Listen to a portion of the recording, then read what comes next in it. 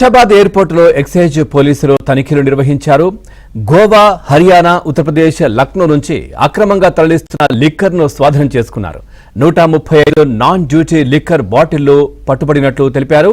ఇతర ప్రాంతాల నుంచి అక్రమంగా మద్యం తరలించే వారిపై కఠిన చర్యలు తీసుకుంటామని అధికారులు హెచ్చరించారు.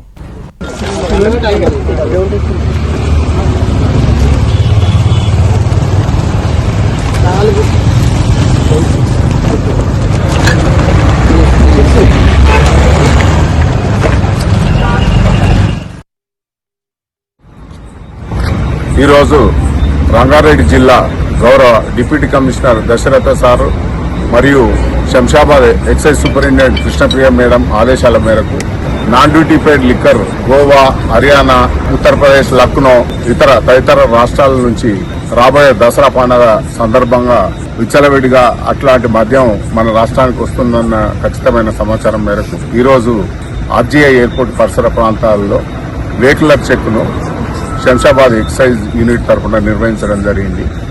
ఇటు తనిఖీల్లో భాగంగా కేవలం రెండు ఫ్లైట్లు తనిఖీ చేయగానే మాకు దాదాపు 135 బాటిళ్లు సీజ్ చేయడం జరిగింది.